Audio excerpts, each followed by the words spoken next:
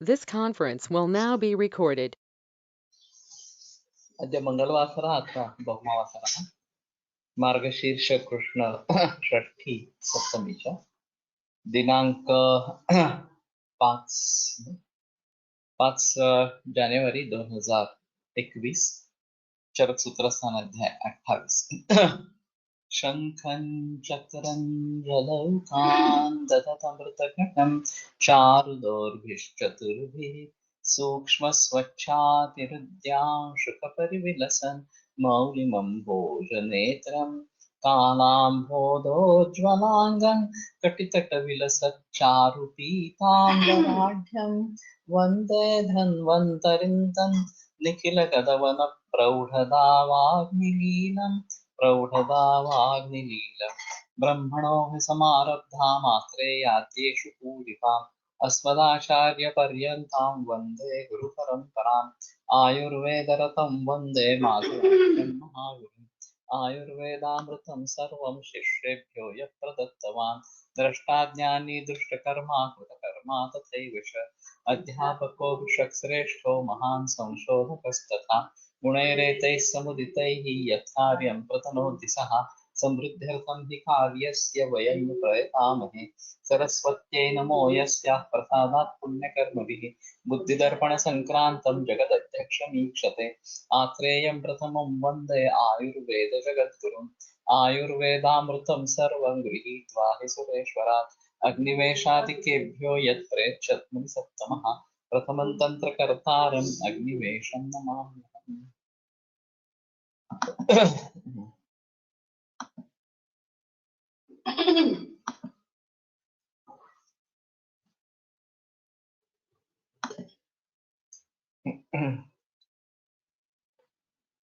शृणुमांस प्रदोषगान अधिमांसार्बुदं कीलं दलशालूकशुण्डिके पूतिमांसालजीगण्डगण्डमालोकजिह्विकाः विद्यान्मांसाश्रया।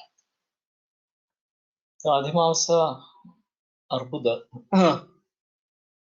यथा मया यहाँ उक्तम् अधुना कैंसर रोगस्य निदानं भवति तत् प्रायः अर्बुदमिति क्रियते मांसार्बुदं वा रक्तार्बुदं वा किन्तु एतत् असाध्यं मांसार्बुदं वा भवतु रक्तार्बुदं वा भवतु असाध्यम् एवञ्च तत्र किमपि चिकित्सा कापि चिकित्सा न उक्ता अतः चिकित्सार्थं तावत् एतत् निदानम् अनुपयुक्तम् एव। तो अर्बुद में काफी कैंसर मरीजों का निदान मांसार्बुद या रक्तार्बुद या अध्यर्बुद द्विरर्बुद इस प्रकार का भी किया जाता है, लेकिन उसमें कोई चिकित्सा बताई नहीं गई है और फिर इस प्रकार के निदान से ज्यादा फायदा नहीं होता है। तो कैंसर एक अलग एंटिटी के रूप में समझ लेना ही सबसे बेटर ऑप्शन इस प्रकार का है। गलशालूक शुंडी के ये भी मांस संबद्ध है, ये भी एक ध्यान में लेने की बात है। और ये बहुत कम मिलते हैं लेकिन इसके मरीज मिलते हैं। पूती मांस हाँ, तो ये भी बहुत कम मिलता है। अलर्जी गंडमाला हाँ, थायराइड के सभी प्रॉब्लम्स के बारे में शायद हम इसके बारे में थोड़ा सोच सकेंगे।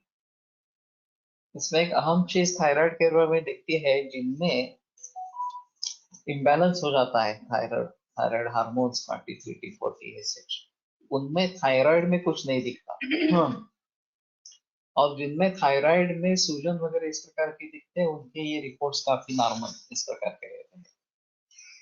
तो दोनों का अलग अलग तरीके से विचार करना जरूरी होगा और शायद इस मांस दृष्टि को ध्यान में रखते हुए मांसपाचक का या फिर दूसरे किसी द्रव्यों का इसमें प्रयोग करना ठीक रहेगा, उचित रहेगा।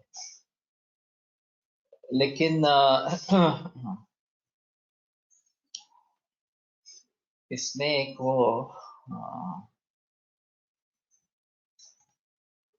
टॉक्सिक गॉइटर एक प्रकार है और उन्माद जैसे लक्षण दिखाई देते हैं। तो ये भी एक अजीब चीज है। बागेवाड़ीकर ने एक उदाहरण बताया था कि टैलस बोन की वृद्धि इस प्रकार की हो रही थी और उसका कारण थायराइड कैंसर था। तो उनका ये कहना था कि आधुनिक इन्वेस्टिगेशंस के सिवाय ये बात ध्यान में नहीं आ सकती इस प्रकार से। वैसे तो मैंने भी एक इससे जुड़ा नहीं है, लेकिन पीरियड्स आ नहीं रहे थे तो डॉक्टर ने एमआरआई ब्रेन करवाया और फिर पता चला कि वहाँ ब्रेन में ट्यूमर है, और उसके जरिए पिट्यूटरी ग्लैंड पर प्रेशर आकर पीरियड्स बंद हो गए थे। तो ये थोड़ा अजीब चक्कर है। और खास करके थायराइड कैंसर, ये भी काफी दिक्कत वाली बीमारी है। मैंने कुछ मरीज थायराइड कैंसर के ट्रीट किए हैं। विषय निघालाच आहे थायरॉइडचा फायदा आणि कसा करायचा आमचं जरा निघालं तर बरं होईल। थायराइड के बारे में थोड़ा सा ऐसा रहता है कि स्थानिक विकृति और हार्मोन्स की विकृति, ये दो अलग अलग थोड़े से रहते हैं। और हार्मोन्स की विकृति के लिए तो मैं जो सुझाव देते रहता हूँ कि ऑर्गेनिक या नैसर्गिक ही खाना है, ये सबसे अहम इस प्रकार का है। वैसे हम तवारिया प्राणायाम करते हैं, उसमें थायराइड के लिए अलग व्यायाम बताया गया है। और मानसिक स्थिति पर ये ज्यादा निर्भर है, ये भी एक अहम चीज है। तो क्रोध, भीति, शंका, ये चिंता, इस प्रकार के भाव अगर है तो उसका समाधान हार्मोनल इम्बैलेंस के साथ इस प्रकार का हो जाता है। और उनको ठीक करने के लिए काउंसलिंग और योगा प्रैक्टिस ये ज्यादा महत्वपूर्ण इस प्रकार के है। नहीं, पण त्याच्यानंतर असं लगेच शोध येतात म्हणजे हाँ, म्हणजे आता थायरॉइड वाढलेली पेशंटमध्ये सांगतात लगेच असं ते ये हाइपोथायरॉयडिज्म में भार की वृद्धि हो जाती है और हाइपर में कम हो जाता है, ये जो है चीजें। उसका विचार हमारे संतर्पण अपतर्पण से होता है। तो स्थूल्य चिकित्सा, कार्य चिकित्सा, ये हम उसमें रहते हैं। और केवल औषधों से बात नहीं बनती, आहार विहार भी उसमें महत्वपूर्ण इस प्रकार के हो जाते हैं। और तभी का साथ में प्रयोग करेंगे तभी उसके ऊपर काबू पाएंगे। अभी पीसीओडी की समस्या काफी बड़ी है। और नहीं, पण उसमें आता एक जर तुम्ही सांगितलं की पाली एक होती म्हणून पिट्यूटरीचं हे तयार नाही होत, तर त्याच्यामुळे असं असं दिसतं की त्याच्यावर परिणाम होतो पीसीओडी किंवा असं म्हणजे पालीवर परिणाम होतो थायरॉइडचा। एक्झॅक्ट थायरॉइड रोग आहे म्हणजे काय विचार करायचा त्यामुळे एक झाला। मैंने तो थायराइड पढ़ा नहीं है कि इसका रोल क्या है, लेकिन ये T3, T4, TSH एक दूसरे को बैलेंस करते हैं, ऐसा थोड़ा सा है। और हाँ, कंठ ये एक मर्म स्थान इस प्रकार का बताया गया है। तो जहां वहां पे दोष अगर हो तो ये मध्य मार्गगत विकार इस प्रकार का हो जाएगा। और फिर ये आसान नहीं है ट्रीट करने में। और मानसिक कारण जब कि ज्यादा तीव्र होते हैं या फिर गंभीर इस प्रकार के होते हैं तो इनको ट्रीट करना काफी मुश्किल इस प्रकार का हो जाता है। और फिर दवाइयों का कैसे इस्तेमाल करेंगे, ये अहम अहम चीज होती है। मैंने कुछ मरीजों में अग्निमांद्य जिसके साथ में है, वहां त्रैलोक्य चिंतामणि का प्रयोग किया है, सूक्ष्म त्रैलोक्य चिंतामणि। और बाकी तात्यादि लोह, स्वर्ण सूक्षेकर वगैरह ऐसी दवाई चलती है। वंग मिश्रण हाँ अच्छा काम कर लेता है इस प्रकार से। और साथ में केवल नैसर्गिक खाना खाना और योग नियमित रूप से करते रहना, ये दोनों चीजें भी आवश्यक इस प्रकार की रहेगी। और एलोपैथी में तो केवल लेवल्स देख के गोलियों का डोज कम ज्यादा करते रहते हैं, बाकी कुछ मूल रूप से सुधारने का कोई प्रयास ही नहीं है उसमें। और जहाँ थायराइडेक्टमी करने का सवाल है या फिर आयोडीन देकर वो जलाना है इस प्रकार से, वहां पहले उनको रोकने की कोशिश करें। ये आयोडीन ट्रीटमेंट होने से पहले ये बेहतर ऑप्शन है। एक बार वो हो गया तो फिर आगे कोई चांस ही नहीं है, आपको जन्म भर ये हार्मोन्स लेते रहना है इसी प्रकार। और पैराथायराइड हार्मोन्स के बारे में ज्यादा जिक्र नहीं होती, लेकिन ये भी मरीज मिलते हैं और ये काफी बढ़े हुए इस प्रकार के भी दिखते हैं। हाँ, हमारे एक बुजुर्ग वैद्य भैयाराव गौतम के बारे में ये सिलसिला हुआ। उनकी 3/4 थायराइड निकाल दी गई, पीटीएच काफी बढ़ गया था, और उसके लक्षण स्वरूप कटी में ऑस्टियोपोरोसिस और किडनी में मूत्राशनल, इस प्रकार की स्थिति। और फिर उसके आधार पर ये पीटीएच का निदान हो गया। हाँ, और फिर 3/4 थायराइडक्टमी कर दी। अब उनको बताया गया था कि आप थायराइड जो हार्मोन्स है वो नियमित रूप से लेते रहना है, लेकिन उन्होंने उसके बाद में कुछ किया नहीं, एलोपैथी की ट्रीटमेंट नहीं की। हाँ, और 1 महीने में वो सीरियस हो गए और चल बसे। वैसे बहुत हट्टे कट्टे थे, और करीबन 75-78 साल तक उनको कुछ भी बीमारी नहीं थी। हाँ, अब ये अचानक कैसे हो गया, और ये जो हार्मोन्स लेने चाहिए तो वो उन्होंने लिए नहीं, उसके वजह से आगे की नौबत आ गई है, ऐसा एक मानना है।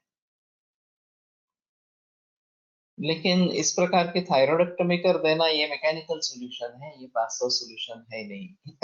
इस प्रकार से, लेकिन इसके बारे में थोड़ा अलगता से ही सोचना पड़ेगा कि हार्मोन्स के बारे में कैसे विचार करें और थायराइड हार्मोन के बारे में कैसे विचार करें। जैसे मैंने अभी कैंसर के बारे में आरंभ कर दिया है कि कैंसर के बारे में इन जनरल कैसे सोचें। Uncontrol growth of abnormal cells, इस प्रिंसिपल को पकड़कर शुक्र दृष्टि या ओजक्षय, ओजो दृष्टि, ओजो व्यापक, इस प्रकार से लेकर किस अवयव में कैंसर है और उसके लिए क्या क्या करना है वगैरह वगैरह, इस प्रकार से, उसी प्रकार से pituitary hormonal imbalance, thyroid hormonal imbalance, suprarenal hormonal imbalance, ये जो भी चीजें हैं, और ओवरी के बारे में हार्मोनल इम्बैलेंस, ये जो अभी चीजें हैं, इन सभी के बारे में किस प्रकार से सोचे, इन जनरल हार्मोन्स के बारे में कैसे सोचना है, ये एक चीज है।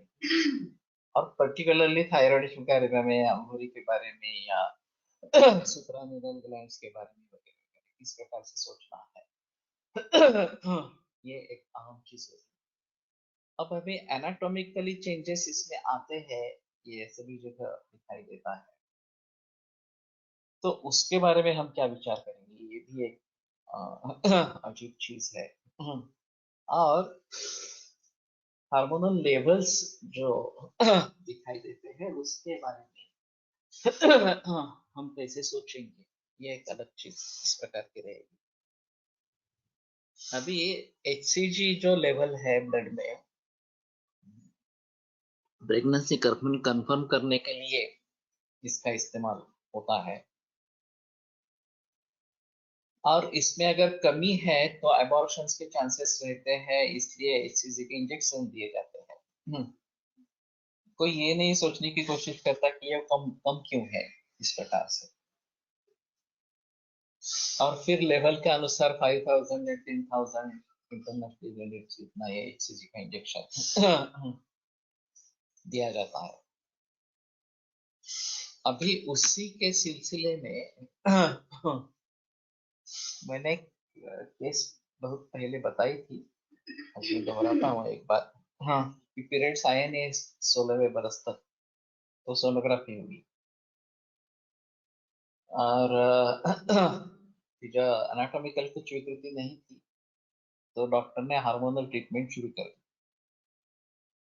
और वो 25 दिन एक गोली लेने की, फिर 5 दिन दूसरी गोली लेने की वगैरह, इस प्रकार का जो हार्मोन का था वो सिलसिला चलता रहा, तो 3 बरस चल बीत गए। तो एक दिन उन्होंने साहस कर से डॉक्टर को पूछा कि ऐसा कितने दिन चलेगा, हम ऐसे ही पीरियड्स लेने आने के लिए दवाइयां ले रहे हैं। तो फिर उसने कहा कि तुम्हारे शरीर में हार्मोन्स बन ही नहीं रहे, तो ये सिलसिला ऐसा ही चलता रहेगा, कोई चारा नहीं है दूसरा। और दूसरी बात, शादी मत करो, क्योंकि बच्चे वगैरह नहीं होंगे इस प्रकार से। तो फिर उसके सामने पहले वो रोई, फिर वो अपने माँ के साथ मेरे पास आई, मेरे यहाँ भी रोना धोना हुआ।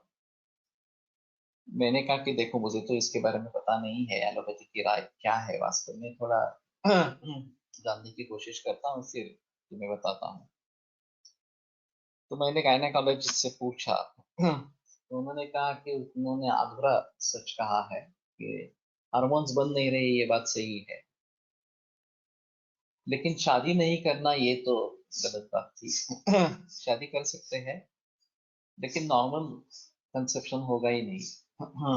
इसके ऊपर कंट्रोल पिट्यूटरी का है, तो एचसीजी हार्मोन्स देके ओवरी से काम करवाना है थोड़ी देर के लिए, और फिर ओम होगा, वो आईयूआई आईवीएफ वगैरह करके कंसेप्शन करवाना है। तो और हार्मोन्स बनेंगे ही नहीं। मैंने कहा कि ये क्या बात है, हार्मोन्स बनते ही नहीं है, तो हमारे यहाँ कुछ उसके बारे में विचार ही नहीं है। तो मैंने उनसे कहा कि ठीक है, मैं दवाइयाँ देता हूँ, पंचकर्म करवाएंगे, और दवाइयाँ लगातार चलती रहेगी, ये नेचुरल फूड पे रहो। और कोशिश करते हैं कि हार्मोन रिवाइव हो जाए इस प्रकार से। वो माने नहीं, एक्चुअली वो मिडिल क्लास, बहुत ही मिडिल क्लास है, लोअर मिडिल क्लास फैमिली के थे। लेकिन कहने का तात्पर्य अर्थ ये है कि इस प्रकार से केवल मैकेनिकल अप्रोच जो अभी एलोपैथी का है वो बराबर नहीं है, उसमें कोई संदेह नहीं है, और कोई उसके पीछे जाना भी नहीं चाहता, गहराई में जाना भी नहीं चाहता, क्योंकि ये लाइफस्टाइल से जुड़ा है या खाने पीने से जुड़ा है, और वहां तक कभी कोई उतरा ही नहीं है। तो जैसे कैंसर के बारे में मैं जिक्र कर रहा हूँ, उसी प्रकार हार्मोनल इम्बैलेंस के बारे में जिक्र करना जरूरी होगा, और इंडिविजुअल हार्मोन को लेकर किस प्रकार से लक्षण होते हैं, उनका आयुर्वेदीय निदान कुछ हो सकता है क्या, वगैरह वगैरह, और उसके लिए क्या कर सकते हैं, एसोसिएटेड सिम्टम्स क्या है। पीसीओडी के एसोसिएटेड अगर संतर्पण है, भार की वृद्धि होना इस प्रकार का है, और हाइपोथायराइडिज्म में भी ये होता है, और इससे डायबिटीज बनने का भी खतरा रहता है। डायबिटीज के लिए इस्तेमाल में आने वाला मेटफॉर्मिन पीसीओडी के लिए दे देते हैं। तो शायद हमारे हिसाब में स्थौल्य की चिकित्सा भली भांति करे, और उसमें मानस भावों को भी ध्यान में रखे, तो ही ये शायद बात बनेगी इस प्रकार से। लेकिन फिलहाल परिस्थिति ऐसी है कि हम सिर्फ रिपोर्ट देखते हैं, और हाँ, ये ज्यादा है तो ये हार्मोन ले लो, ये कम है तो ये हार्मोन ले लो, वगैरह इस प्रकार की चिकित्सा चलती रहती है। मैं लोगों को बताता रहता हूँ कि हमारी ट्रीटमेंट शुरू करेंगे, वो भी चालू रखो, जैसे ये रिपोर्ट नॉर्मल आने लगेंगे तो टेपर ऑफ करके वो बंद कर देंगे, और बीच बीच में एक बरस बरस बाद हार्मोन्स लेवल चेक करते रहेंगे। थायराइड के हार्मोन के बारे में तो ये कर सकते हैं, उसमें कोई प्रॉब्लम नहीं। ब्रेस्ट कैंसर में ER/PR पॉजिटिव और HER2 निगेटिव, ये हार्मोनल इम्बैलेंस के जरिए होता है, ऐसा मत है। और उसको टैमोक्सिफेन, ये हार्मोन सर्जरी और रेडिएशन वगैरह के बाद दिया जाता है, और 5 बरस तक लेने के लिए कहा जाता है। और काफी औरतों में स्टेटस को मेंटेन होता है, फिर से कैंसर दोहराया गया ऐसा नहीं।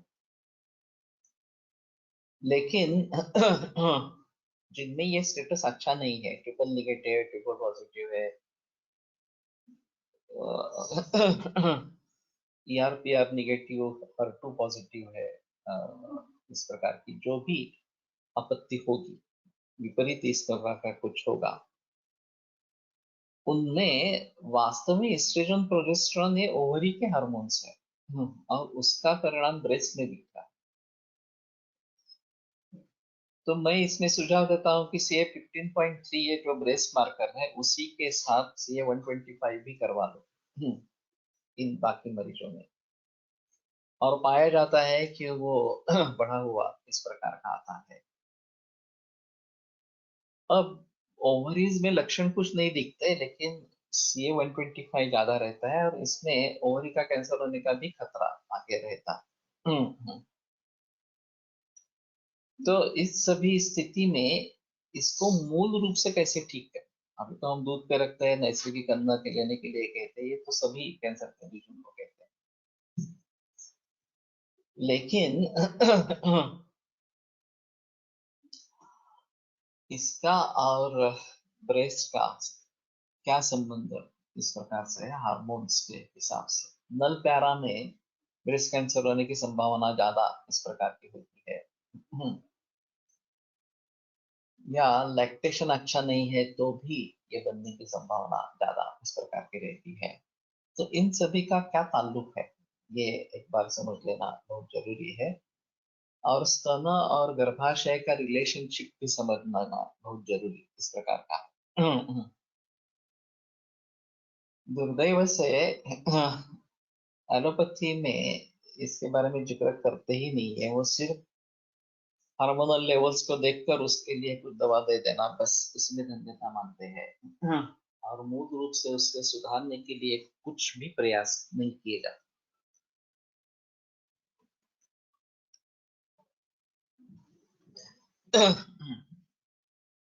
अब ये बात आरंभ हुई गंड थायराइड इससे आरंभ हुई, तो इन सभी के बारे में थोड़ा गहराई में जाकर सोचना पड़ेगा, और ये आसान नहीं है ट्रीट करने के लिए, ये सबसे अहम इस प्रकार की चीज है। वैसे गंडमाला जिसका संबंध टीबी से लगाया जाता है, हाँ, और बीच में ऐसा हुआ था कि इसके मरीज थे ही नहीं इस प्रकार के, अब फिर से ये गंडमाला के रुग्ण दिखने लगे हैं इस प्रकार से। और अगर लिम्फेडिनोपैथी है एलोपैथी के हिसाब से, तो हमारे हिसाब में गंडमाला अपक्षी की चिकित्सा कुछ हद तक कर सकते हैं, इसलिए कांचनार गुलगुल प्रचलन में आए। लेकिन दूसरी भी चीज इसमें ऐसी है कि कभी इसका डायग्नोसिस टीबी भी होता है, कभी इसका डायग्नोसिस लिम्फोमा इस प्रकार का भी होता है। अगर लिम्फोमा है तो केमोथेरेपी की जिक्र चलती है, फिर हॉजकिंस नॉन हॉजकिंस वगैरह वगैरह इस प्रकार की बातें होती रहती हैं। और टीबी है तो टीबी की ट्रीटमेंट चलती रहती है, कई दफा कुछ भी लक्षण नहीं होते हैं टीबी के, फिर भी इसमें सेल दिखाई देते हैं, और फिर ट्यूबरकुलोसिस डायग्नोसिस करके एंटी ट्यूबरकुलर ट्रीटमेंट चलती है, एपीटी चलती रहती है। तो ये सभी mechanical fixing of the problem इसी तरीके के है। और गंडमाला जैसे मरीज दिखाई देते हैं उनमें कैसे काम करे, ये एक अहम चीज है, तो ये काफी मुश्किल इस प्रकार का मामला है।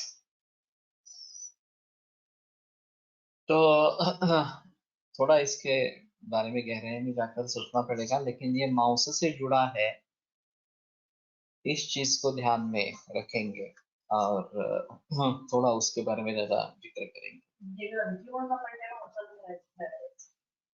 ग्रंथी थायरॉइड आपण कशात धरायचं? मांस म्हणून दृश्य धरायला हरकत नाही असं आहे.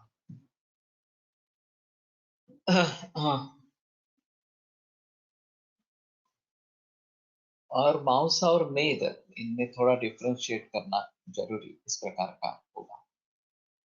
उपजीविका यूविला जो है उसके बारे में भी मांस का संबंध है, विद्यान मांसाश्रया, तो ये मांस संबद्ध व्याधि है। अब ये मांस हो स्रोतस कहाँ है? स्नायु मूलन त्वच, ये काफी गहरा प्रश्न है, मैं बहुत सालों से इसके ऊपर विचार कर रहा हूँ, इसका कुछ उत्तर नहीं मिला है इस प्रकार से। और इसमें ज्यादातर सभी रोग जो है वो कंठ मुख से संबंध ज्यादा है। अधिमांस अर्बुद शरीर में कहीं भी हो सकते हैं। एक अलग चीज इस प्रकार की रहेगी, लेकिन गंड, गंडमाला, उपजीविका, गलशालुक, शुंडिक, शुंडिक, ये सभी गल से संबद्ध, कंठ से संबद्ध इस प्रकार के हैं। तो शायद मांस व स्रोतस का संबंध यहाँ कहीं होगा। और पूरे शरीर में भी इस प्रकार का है। और मांस का मुख्य कर्म लेपन बताया है और उसको धातु माना गया है। और सिरा, स्नायु, कंडरा ये ज्यादा महत्वपूर्ण है, लेकिन वो उपधातु है, वो मांस के साथ, रक्त के साथ उत्पन्न होने वाले इस प्रकार से। तो ये भी वैज्ञानिक मामला है। जिसका सिर्फ लेपन यह कर्म है उसको धातु कहा गया है। और जो सिरा, स्नायु, कंडरा जो मुख्य रूप से काम कर रहे हैं उनको उपधातु कहा गया है इस प्रकार से। तो ये थोड़ी अजीब चीज है। और लेपन कर्म से क्या होता है? गणेश महाराज ने बीच में एक लिंक भेजी थी, मैं देख नहीं पाया एक्चुअली। जीएसएससी पर एक बार फिर से शेयर करो। हाँ। और कवरिंग शीट ये जो है ये महत्वपूर्ण है ऐसा कहना है उसमें। और पहली मांसधरा कला बताई गई और फिर उसमें रक्तधरा कला का जिक्र आता है। तो शायद एम्ब्रियोलॉजी में ये बात ज्यादा महत्वपूर्ण है कि जो निर्मिति होती रहती है धातुओं की गर्भावस्था में इस प्रकार से, तो उसमें माउस का रोल क्या है ये देखना जरूरी पड़ेगा। और उस हिसाब से एम्ब्रियोलॉजी के पिक्चर्स, एम्ब्रियोलॉजी एलोपैथी में अभी जो भी कुछ संशोधन हुआ है वो थोड़ा सा देखेंगे तो शायद बात बनेगी। और दूसरा एक रिजेम्बलेंस बताते हैं, उसके बारे में भी मैं भी ज्यादा जिक्र नहीं कर पा रहा हूँ। एंडोडर्म, बिजोडर्म, एक्टोडर्म, ये जो त्वक के बारे में बताया जाता है। और इसका एक अहम रोल एम्ब्रियोलॉजी में है। और शायद इसका संबंध कोष्ठ शाखा, ब्रह्मास्त्र संधि, इन तीन रोगों मार्गों से है। तो मैं समझता हूँ कि जितना हम गहराई में जाकर एम्ब्रियोलॉजी के बारे में सोचेंगे, सुश्रुत शारीस्थान चौथा अध्याय इसके बारे में महत्वपूर्ण इस प्रकार का है।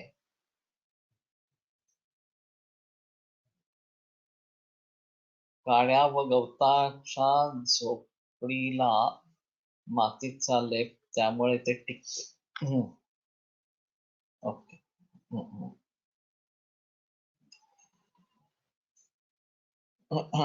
असंच मांसलेपन करणं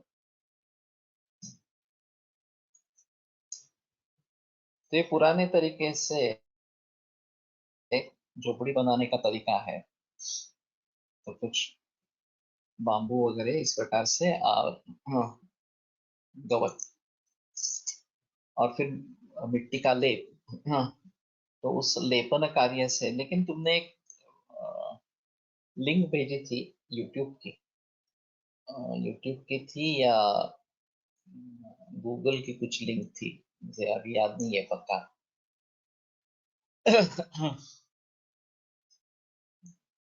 तो वो अगर देख सकते हैं तो थोड़ा सा अच्छा रहेगा।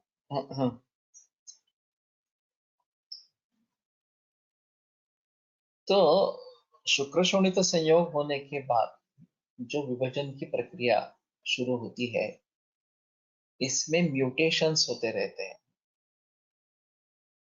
और एक सेल से, जाइगोट से बहुत सारे तरीके के सेल्स निर्माण होते जाते हैं। डिफरेंशिएशन कुछ ना कुछ होता रहता है और फिर वो डिफरेंशिएट होने के बाद रिप्रोडक्शन उसका होता रहता है।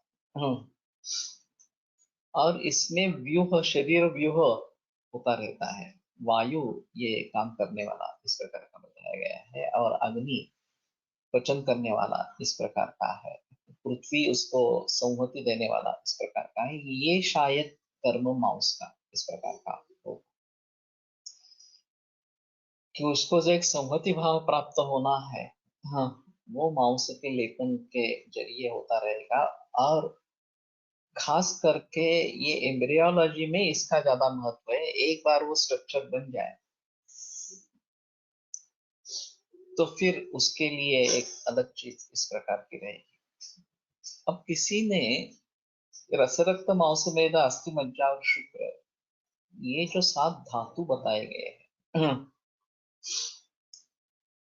और उनके प्रीणनन जीवनम लेप स्नेहो धारण पूर्ण गर्भोत्पादश्च धातु नाम श्रेष्ठम कर्म क्रमात् सोतम, ये जो कर्म बताए गए हैं इस प्रकार से, तो ये 7 प्रकार के कर्म, ये 7 प्रकार के कर्म करने वाले 7 प्रकार के द्रव्य, और उसमें एक सीक्वेंस, एक क्रम है, ये कहाँ से आया? किसी को सवाल ही नहीं पड़ता ये किस प्रकार से है।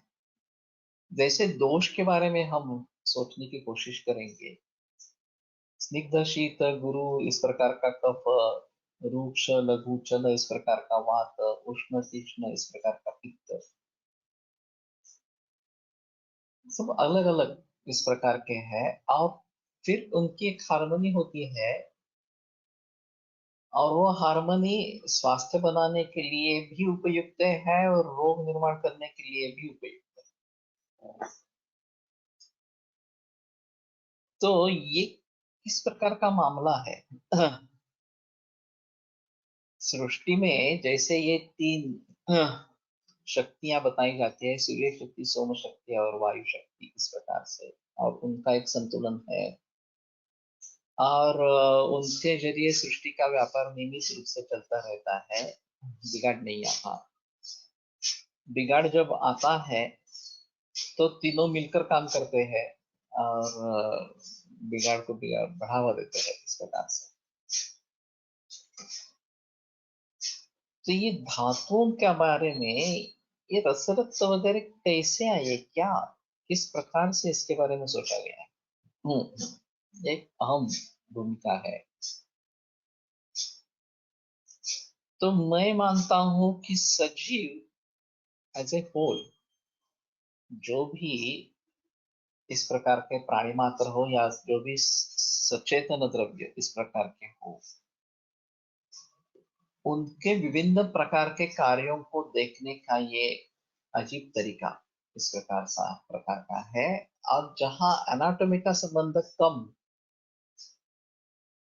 और धातु के उपधातु के बारे में ज्यादा जिक्र इस प्रकार की गई, या दोष के बारे में ज्यादा जिक्र की गई है,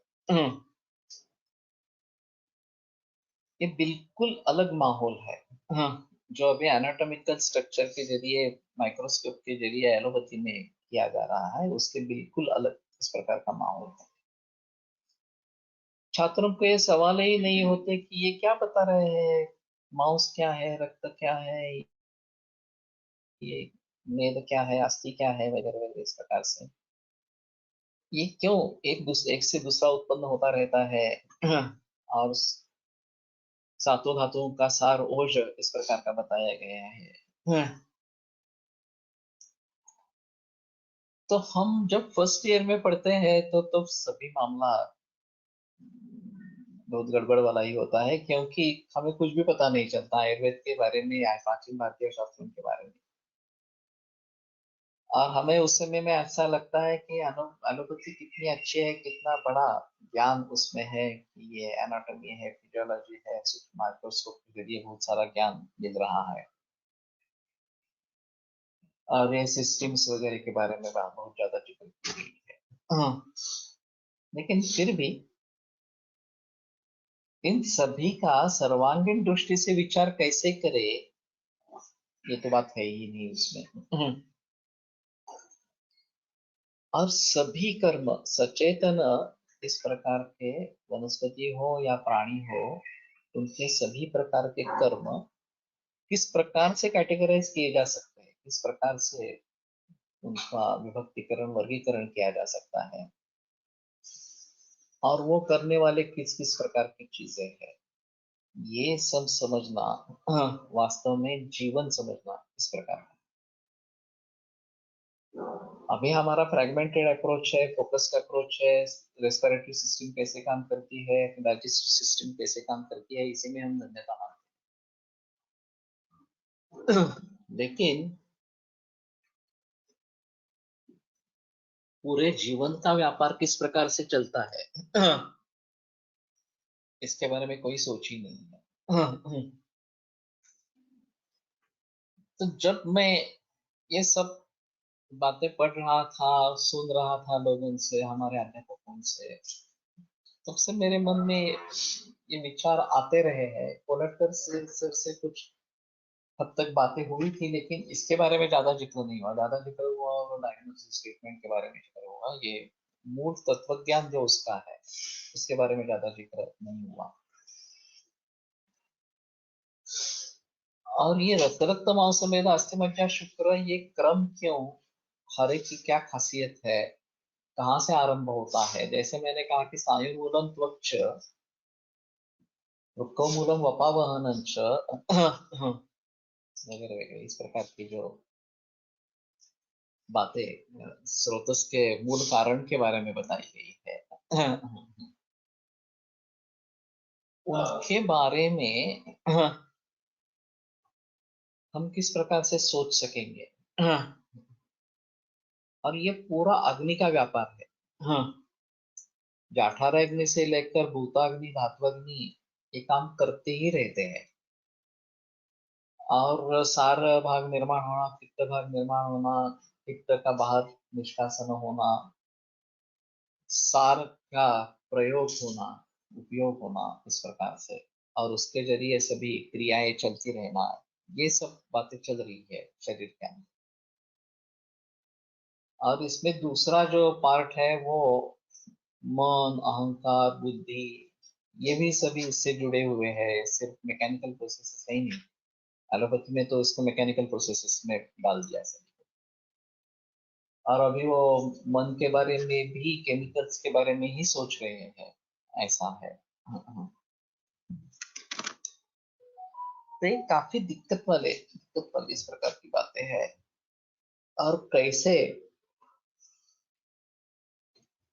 हम इन सभी बातों के बारे में सोच समझ के मूल रूप से चैतन्य की संकल्पना कैसे समझ लेंगे, ये एक अहम चीज इस प्रकार की। कल योग सूत्र पढ़ रहे थे, तो श्वास प्रश्वास ये भी विक्षेप सहभूव बताए गए हैं। विक्षेप के साथ होने वाले चित्त विक्षेप, व्याधिस्थान, संशय, प्रमाद, आलस्य वगैरह सब अंतरा ये बताए गए हैं, चित्त विक्षेप बताए गए हैं, और उसके साथ में श्वास प्रश्वास ये भी बताए गए हैं।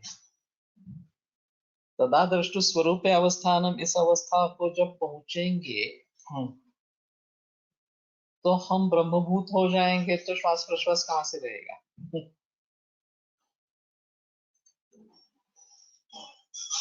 तो ये थोड़ा अजीब मामला है। इस सदेह अवस्था में रह के तदा दृष्टु स्वरूप अवस्थानम के बारे में सोचना मुश्किल है। और पतंजलि ने कैसे लिखा होगा ये भी अभी मुश्किल इस प्रकार की बात है। अग्नि और मन का संबंध थोड़ा विस्तार से कहिए, डायरेक्टली नहीं है संबंध अग्नि और मन का।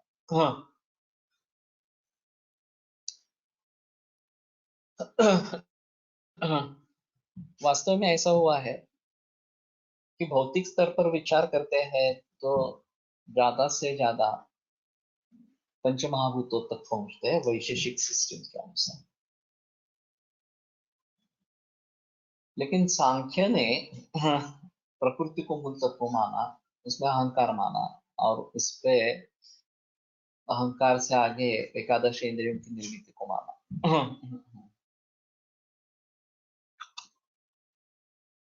तो अगर अहंकार से, सात्विक अहंकार से एकादशी इंद्रिय और तामस अहंकार से पंचमहाभूत इस प्रकार के निर्माण हो रहे हैं, पहले पंच तन्मात्रा और उसके बाद में पंचमहाभूत इस निर्माण हो रहे हैं, तो उनके हिसाब में इन सभी का संबंध शारीर और मानस भावों के बीच में रहेगा। वेदांती जो है वो ब्रह्म तत्व सिर्फ सत्य मान रहे हैं, बाकी कुछ है ही नहीं, इस प्रकार का मान रहे हैं। स्नायू मेदाचं उपतत्व आहे आणि मांसाचा मूलस्थान ही आहे। पुढील धातूचा उपधातू हा मागील धातूचा मूलस्थान म्हणून कसा काम करत असेल हे समजून घेणे अवघड जाते।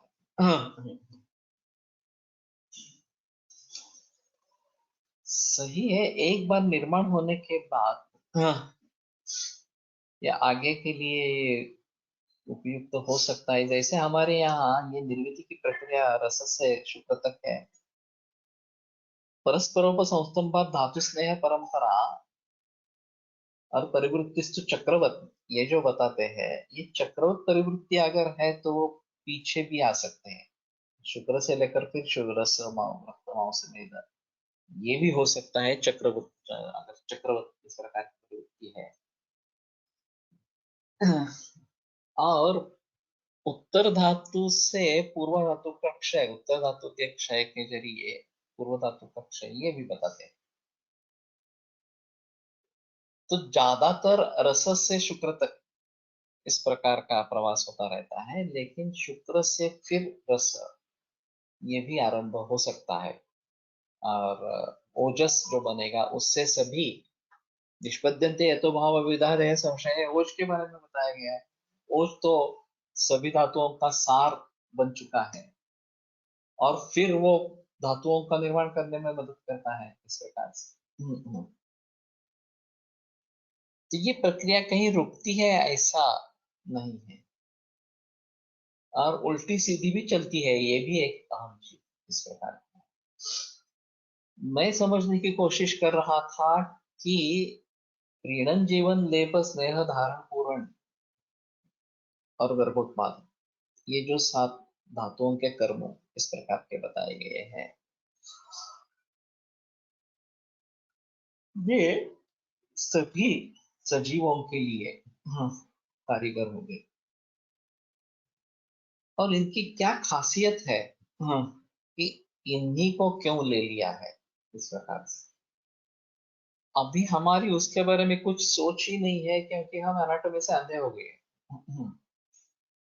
एनाटॉमी फिजियोलॉजी जो एलोपैथी से आई, उसके जरिए इन सभी बातों के बारे में सोचना मुश्किल हो गया। फिर भी मैं थोड़ा चाहता हूं कि जो बातें गर्भावस्था के बारे में, गर्भवृद्धि के बारे में बताई गई है, वो काफी एब्स्ट्रैक्ट है।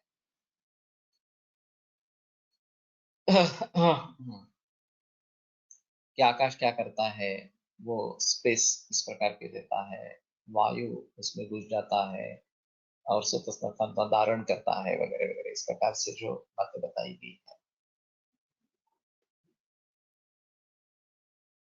तो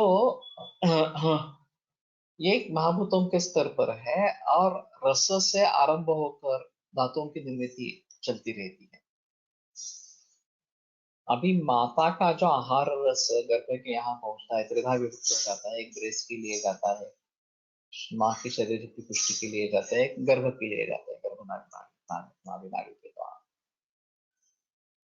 उस रस के आधार पर रस रक्तादि धातु बनते जाते हैं गर्भ के लिए, और वो बनते समय अवयवों का निर्माण सुश्रुत स्थान 4 में बताया गया इस प्रकार से। लेकिन एक इसमें अहम चीज ये रहेगी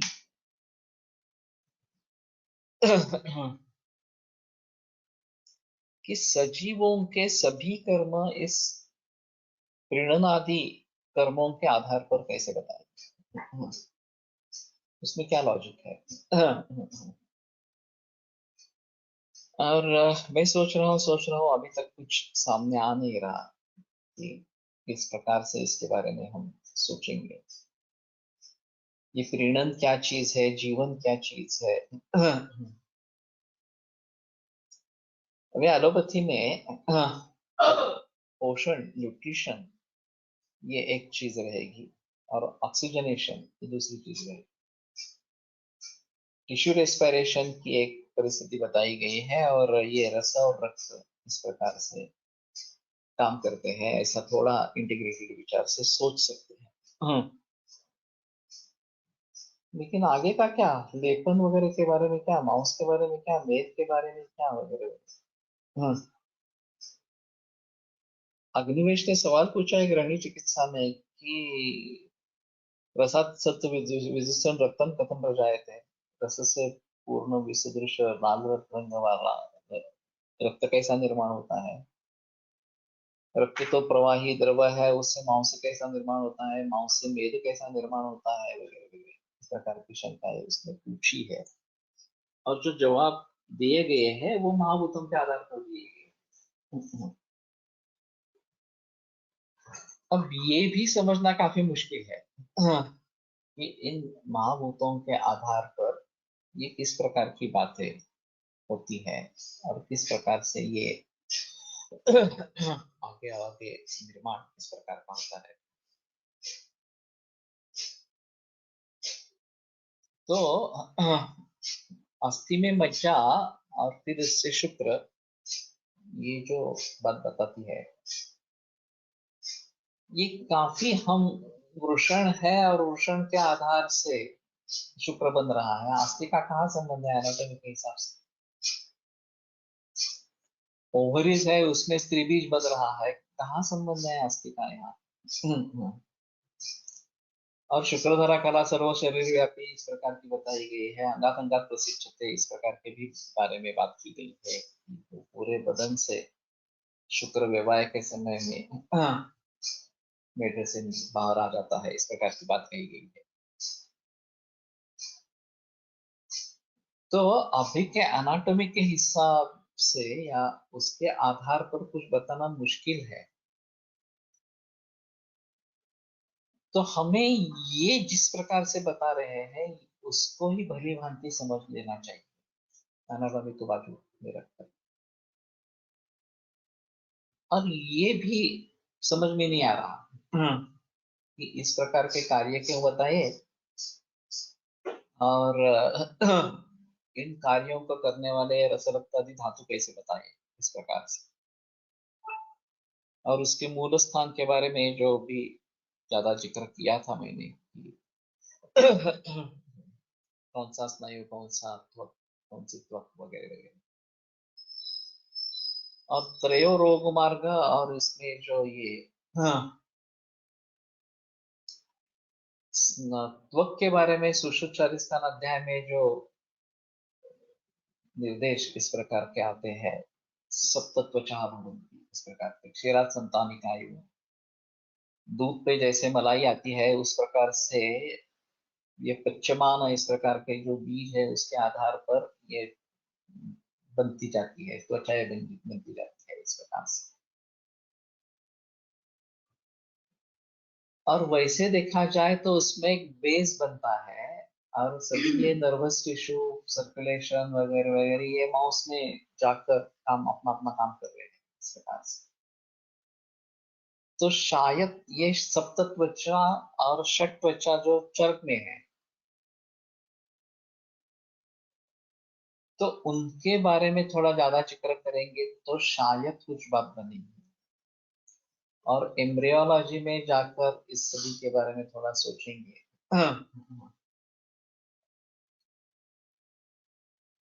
तो शायद कुछ बात बनेगी कि इस प्रकार से निर्माण इस प्रकार का हो रहा है और एक सजीव की पूरी क्रियाएं इसके आधार पर हम समझ पाएंगे।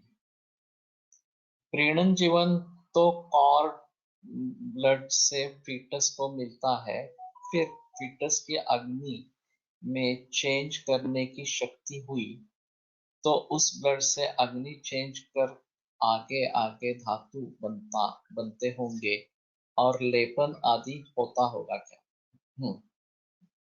संभवतः इसी प्रकार से है। स्पष्ट रूप से सामने नहीं आ रहा। ते रसरक्तांनी प्रीणन आणि हे होणार, जीवन अशा स्वरूपाचं काम होणार। पण मांस वगैरह जो है उसके आधार से ये सिरा स्नायु वगैरह सब बढ़ते रहेंगे और आगे आगे धातु में परिवर्तित हो जाना, होते रहना और उसके साथ अवयवों का निर्माण होते रहना। ये एक अहम चीज इस एम्ब्रियोलॉजी में इस प्रकार की रहेगी। आधीपासूनच सगळं असणार आहे, फक्त परिवर्तन जे त्याच्यामध्ये वाढत जाणं नाही होतं, त्याचाच फक्त होणार आहे। मियोसिस एंड माइटोसिस ये जो दो प्रकार बताते हैं, ये अलग इस प्रकार का निर्माण होना और फिर डुप्लीकेट होते रहना, इस प्रकार से रिप्रोडक्शन होते रहना। तो ये डिफरेंशिएशन कहाँ पे कैसे आता है और उसके आगे उसकी बढ़ोतरी होते रहना और ये बड़ा अजीब यंत्र है शरीर। अगर हम फैक्ट्री में अगर देखेंगे सेक्शंस होते हैं और एक सेक्शन अलग अलग होता है, एक उसके लिए चैनल होता है। ये रॉ मटेरियल सेक्शन है, ये प्रोसेसिंग सेक्शन है, ये फिनिश्ड गुड रखने के लिए सेक्शन है, ये वेस्ट प्रोडक्ट्स के लिए सेक्शन है, ये डिस्पैच के लिए है वगैरह, ये पैकिंग का है, इस प्रकार से और बीच में एक रास्ता रहता है। इस प्रकार की हमारे शरीर की रचना नहीं है, किसी भी सजीव की रचना इस प्रकार से नहीं है सीधी साधी कि बस या अन्न आएगा उसका पचन हो जाएगा, फिर ये रक्त इस प्रकार से बनेगा, ये इस प्रकार से आगे जाएगा वगैरह वगैरह। ये एक दूसरे में इतने मिले जुले हुए हैं कि व्यक्ति से उसको देखना काफी मुश्किल इस प्रकार का होता है। अभी जब हम विचार करते हैं तो इसी फ्रैगमेंट अप्रोच से ही विचार करते हैं, एक पूरा एक मॉडल इस प्रकार का बने और सभी चीजों का ध्यान उसमें रहे और जगह जो है वो मैक्सिमम यूटिलाइज हो जाए इस प्रकार। तो सन्निवेश कैसा है शरीर में इन सभी धातुओं का, अवयवों का वगैरह वगैरह, ये एक अहम चीज इसमें रहेगी।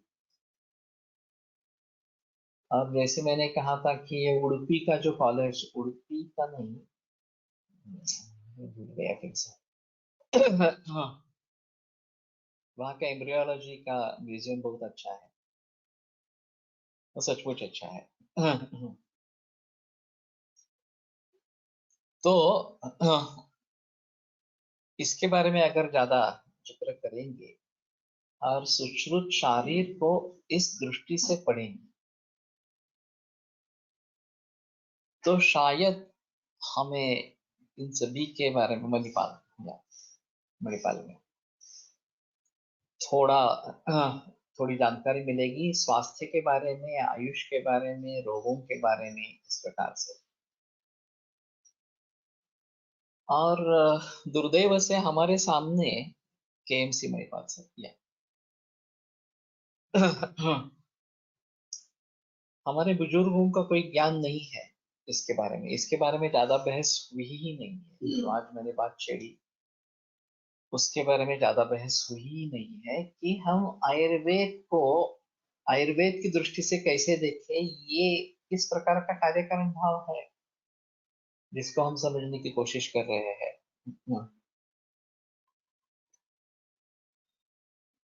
तो जीवन क्या है, ये एक अहम चीज रहेगी समझने के लिए। लाइवलीनेस ये क्या चीज हो रही है और फिर उसके कितने पहलू हैं और उन सभी पहलुओं के बारे में किस प्रकार से सोच सकेंगे। बीजात सर्व अंग प्रत्यंग बीज स्वरूपात अगोदरच विद्यमान असते उष्मा सहित वायू स्रोतसाचे धारण करत जातो आणि पॅथोपाथ मातेकडून पाठोपाठ मातेकडून आलेला रस या विविध अंग प्रत्यंगांचे पोषण वर्धन करत राहतो. सही है. और बीज में सभी अंग प्रत्यंग बीज स्वरूप में होने के लिए वो जो रसातरक्त तत्व मांसन मांसान में ये क्रम बताया. तो अभी इस तरीके से अगर शुक्र की उत्पत्ति होती है तो निस्संशय उसमें सभी भाव रहेंगे, सभी भावों का रिप्रेजेंटेशन इस प्रकार का रहेगा और फिर उसके आधार पर ये अंग प्रत्यंग निवृत्ति इस प्रकार की होती रहेगी. मेरा कहने का मतलब प्रीणन जीवन लेप स्नेह धारण पूरण और गर्भोत्पादन. गर्भोत्पाद तो समझ सकते हैं कि प्रजाति आगे चलती रहनी चाहिए तो गर्भोत्पाद होना जरूरी है, लेकिन ये पहले 6 जो है ये क्या चीज है. और इन सभी कार्यों का सजीव के बारे में सोचना इस प्रकार से आवश्यक, इस प्रकार से. अभी हम केवल आयुर्वेद की बात कर रहे हैं, मानव आयुर्वेद की बात कर रहे हैं. हस्त्यायुर्वेद, गो आयुर्वेद, अश्वायुर्वेद वगैरह के बारे में भी इसी प्रकार का धातुओं का जिक्र है या कुछ अलग है, ये भी देखना पड़ेगा. लेकिन मुझे नहीं लगता कुछ अलग यही होगा. और फिर वनस्पतियों के बारे में किस प्रकार से सोचेंगे, ये भी एक अलग चीज इस प्रकार. और जीवन के लिए ये जो श्वसन प्रक्रिया आवश्यक है इस प्रकार से बताते हैं, उसका ज्यादा जिक्र तो हमारे ग्रंथों में है ही नहीं. एक आत्मलिंग के बारे में उसको बताया, ये आत्मलिंग है इस प्रकार से. लेकिन इनका सिंक्रोनाइजेशन किस प्रकार से है इसके बारे में ज्यादा बहस नहीं है. एलोपैथी में थोड़ा सा हार्ट और लंग ये दोनों का एक दूसरे से संबंध है और हार्ट में आकर लंग में जाकर फिर लंग से फिर हार्ट में आकर फिर पूरे शरीर में जाना, ऑक्सीजनेशन होना और कार्बन डाइऑक्साइड तैयार होता हुआ फेफड़ों से बाहर निकाल देना, ये कुछ हद तक उन्होंने सोचा है इसके बारे में. लेकिन जब हम जीवन और कर्म कहते हैं तो हमारे हिसाब में जीवन क्या है. और अन्न के पानी के बिना कुछ दिन तक आदमी जिंदा रह सकता है, लेकिन श्वासोच्छ्वास की प्रक्रिया के बिना कुछ मिनट भी नहीं जिंदा रह सकता. तो जीवन वास्तव में क्या है. और फिर ये जो लेपन स्नेह वगैरह इस प्रकार के जो उत्तरोत्तर कर्म बताए गए हैं, उनके बारे में हम कैसे जिक्र करें, उस बारे में हम कैसे सोचेंगे, ये थोड़ा देखना पड़ेगा इस प्रकार से. तो कहने का तात्पर्य ये है कि इस प्रकार के सोच भी करने वाले लोग नहीं है. उसके बारे में आगे कुछ ढूंढ पाना ये और भी मुश्किल है. Nowadays people take protein powder or creatine powder to develop muscle mass. How do we think about it? It might affect total well-being if we come across such patients that we would think about. ये तो सही है. हाँ, अभी कृत्रिमता से सभी भरा हुआ है. नैसर्गिक स्रोत जो है उसको ढूंढना और उसको लेना ये कर नहीं रहे. और समझो कि मांसशोष है, मांसक्षय है, फिर भी वो किस कारण से है. केवल प्रोटीन की कमी है और इसलिए हो रहा है ऐसा सोचना है, या रस से रक्त से आरंभ हुआ है ये सोचना है. ये सभी चीजें इसमें महत्वपूर्ण इस प्रकार की रहती है. तो मैं मानता हूँ कि इस सभी के बारे में ज्यादा जिक्र होना जरूरी है. और नैसर्गिकता से हम दूर जा रहे हैं, उस पर रोक होनी चाहिए. हम निसर्ग का ही प्रयोग करेंगे, निसर्ग में जो उपलब्ध है उसी के बारे में सोचेंगे, ये सबसे बेहतर इस प्रकार का तरीका है। आयुर्वेद प्रकांडो निगदित इह हि शल्यतंत्र प्रधानः शिष्येभ्यः शाश्वतोऽयं निखिल जनकृपा व्याप्त चित्तेन येन आयुर्वेदस्य वाञ्छन् पुनरपि गृह्णेतां च सुष्ठु प्रतिष्ठां श्रेष्ठं धन्वन्तरिं तं प्रणमति च सदा वैद्यवर्गो हि नूनम् वैद्यवर्गो हि नूनम्। विरम्यते व्याख्यानं श्वः पुनरपि मिलिष्यामः।